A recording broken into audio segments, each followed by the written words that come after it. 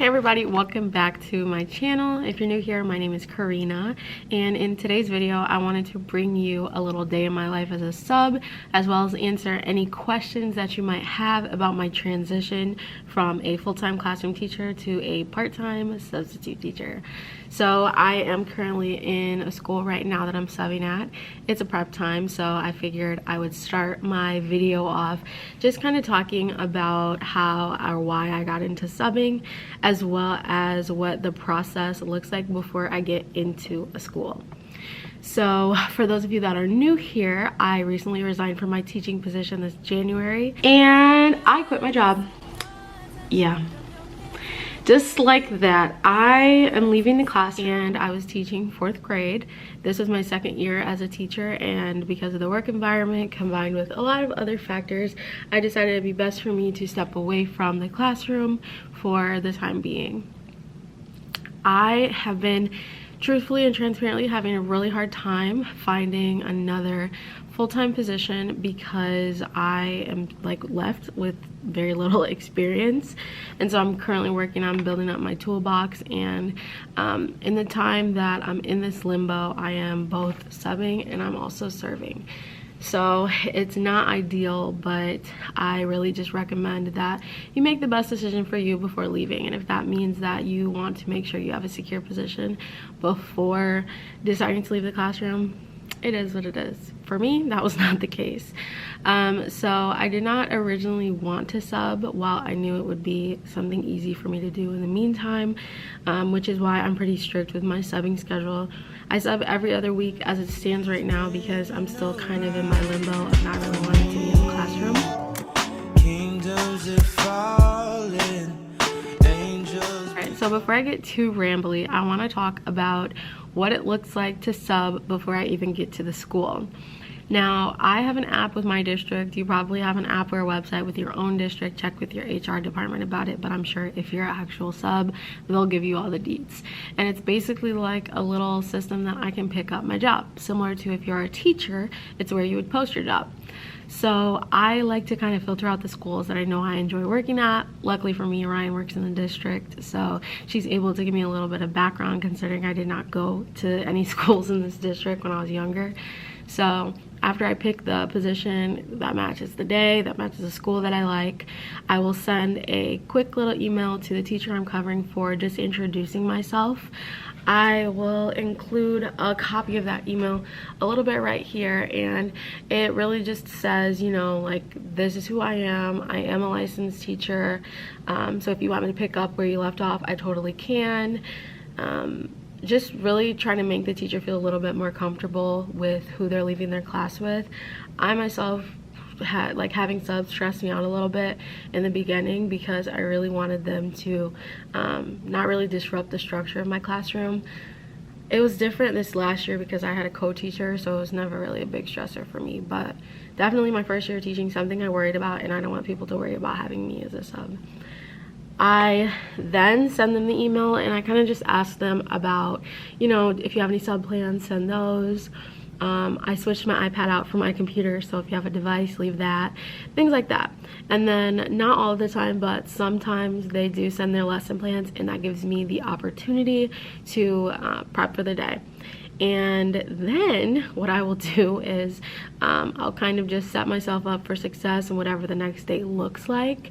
If you haven't seen one of my more recent videos, my night routine as a substitute teacher, that pretty much shows you every single thing that I do at night after I've already picked up a shift for the next day or a future day, and kind of just lays out what I do to be successful in the next day.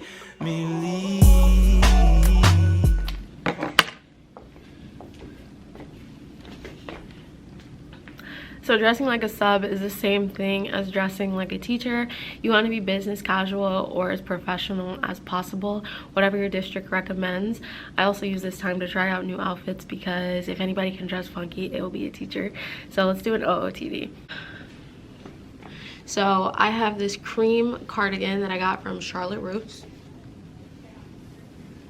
And then I'm just wearing this top from Aeropostale. My 333 affirmation necklace is from Amazon. These pants are my favorite pants with a slit at the end. They're brown and they're from Shein. And then the mules that I'm wearing just look like this. And those are from Target. And I put my hair up today because I never know what the temperature is going to be like in these classrooms. And I do not like being hot. Every time I look into your eyes. So this school that I'm at gave me a little schedule, and they cut out the 2 prep times that I have. I usually just cross things out as I go along because it lets me know what my day looks like. Something else that I do, and I can include this in the description box if you'd like, is I have a, why do I always do that? I will just screen record for you. So I have a Google Doc of just like a sub note, I guess. I started out writing them out by hand, but I'm a perfectionist and I like things to look perfect, and they never end up looking perfect. So I figured it would be easier to just write the sub notes up throughout the day and then send it over, share it with the teacher. It also gives an opportunity for the teacher to ask me questions digitally without searching for my email, things like that. So I definitely think that this is something worth trying out. What I do is I put the times on whatever schedule they give me on the left hand side, and then I'll write my notes on the right hand side. Alright, speaking of bag, let's talk about what's in my substitute teaching bag. I know I mentioned some of the essentials in my night routine as a substitute teacher video, but I am going to go through my actual bag with you right now. So this bag is the Himawari brand, just from Amazon. This is the bag I got for myself in my first year of teaching, and it honestly has held up pretty nicely. So inside of it, I have 2 pockets on the side. I have some hand sanitizer. I keep my lanyard, and then I always put my lanyard back in here at the end of the day so I never lose it or misplace it. I have some sticky notes. I have a small notebook. I have a folder that I usually like to keep like old sub plans and stuff in, so that I can just kind of have like a paper trail to refer back to if ever needed. I have a notebook here.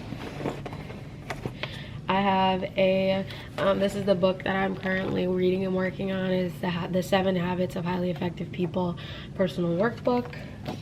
And some of these like little miscellaneous things are just good things to do during a prep or a lunchtime if you don't feel comfortable sitting on your phone.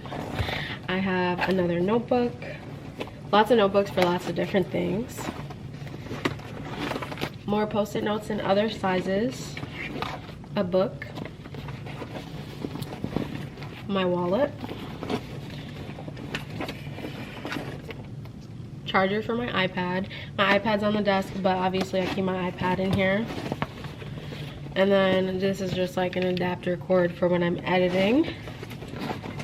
And then my pencil case, and I got this pencil case from a partnership that I did with UB. And I think that's it. Oh, this is really important. It's kind of weird, but hear me out. There's a rhyme and a reason. I keep a mouse. I'm the type of person, I had a portable mouse, but it just wasn't hitting the same as a regular mouse. I have had teachers have Bluetooth mouses and stuff, and they'll take their mouse, or they'll hide their mouse, or they'll, it's probably by accident, but imagine having a computer and not a mouse. And I'm talking about like an actual computer, not a laptop. So I always keep a mouse with me. And then in my front pocket, I just have like highlighters, Sharpies, hair ties, just like random things like that. So this is my substitute teacher bag.